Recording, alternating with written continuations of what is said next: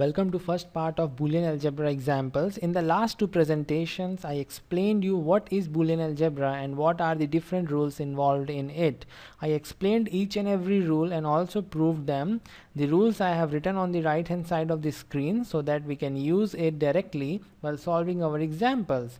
And the first example is A and B or A and B complement. We have to minimize it by using this set of rules. So let's start. Solution.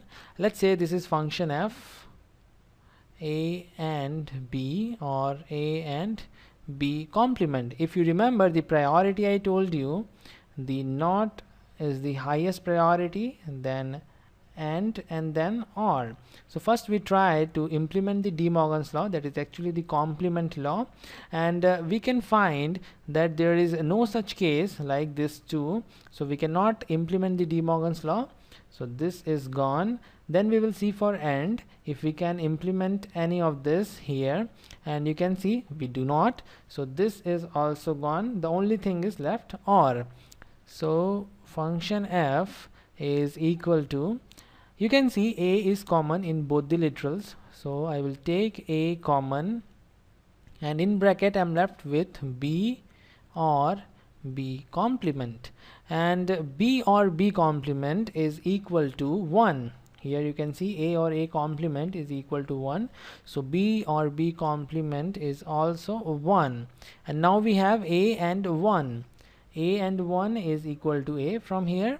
So the function f is equal to a. You cannot minimize it further, so this is our answer. So this function a and b or a and b complement is equal to a simply. So this is equal to a. Now you can prove this by using the truth table. So let's do it quickly. We have two variables a, b. The output is f, and this is equal to a, b or a, b complement. And as there are two variables, we have four possible combinations: 1, 0, 1 or 1. Now let's try to find out the value for f. When a is 0, we have 0 and b is also 0, or 0 and 1. B is 0 and taking its complement we have 1. So overall we have 0 or 0, and 0 or 0 is equal to 0. So function f is equal to 0. Function f is equal to 0. In the same way, if I have a as 0 and b as 1, I'm going to have 0. And when a is 1, b is 0, let's see what we have. A is 1, b is 0. So you can see 1 and 0. 1 and 0 will give me 0. 1 and 1 will give me 1.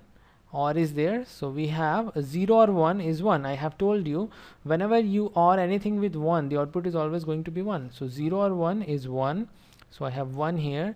In the same way, if I see for the last case, then we have a as 1 and b as 1.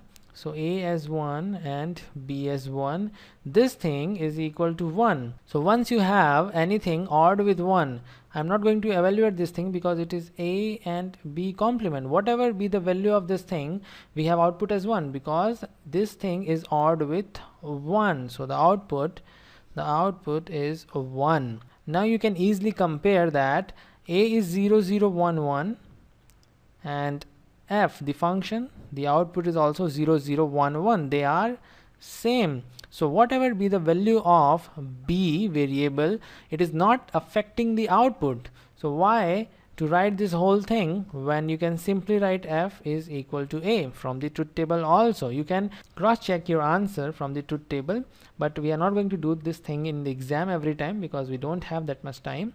We will practice lots of problems so that it will prevent us making the mistake. Now let's move to the solution number 2. In this, the function f is equal to a, b or a, b complement c or a, b complement c complement.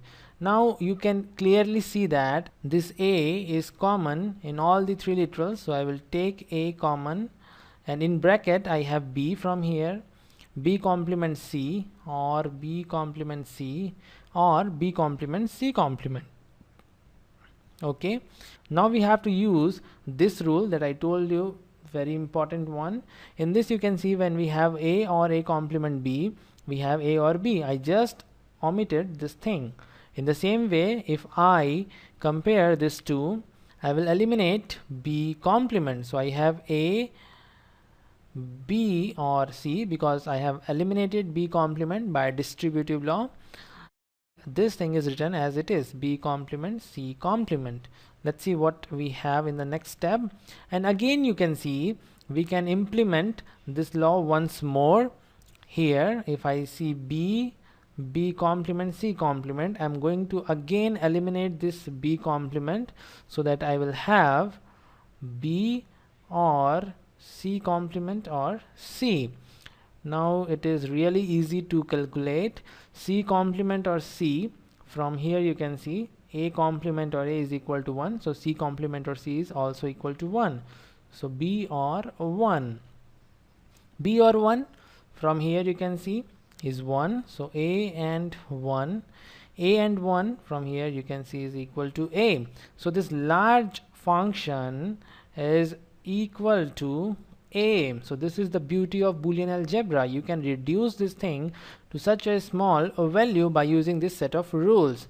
I think this is all for this presentation. We have solved 2 examples, and in the coming presentations we will solve some more examples that will help us build our concept. There is some advantage of minimization. Why we are minimizing? The first advantage is the reduction of hardware. Definitely you are going to use less number of gates, so you are reducing the hardware. The second advantage is minimization in cost.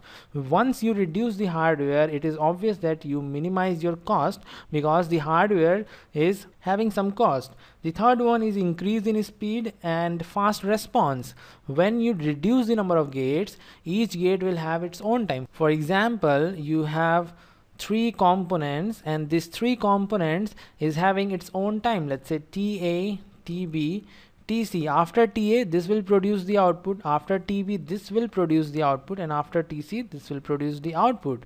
So total time is equal to TA plus TB plus TC. Now by some means you eliminate this block and the functionality remains the same. The output is not affected. Then the time will be, let's say it is T dash, the new time, it is equal to TA plus TB. So we can say that T is greater than T dash. So we have reduced the time, and also the power dissipation is reduced.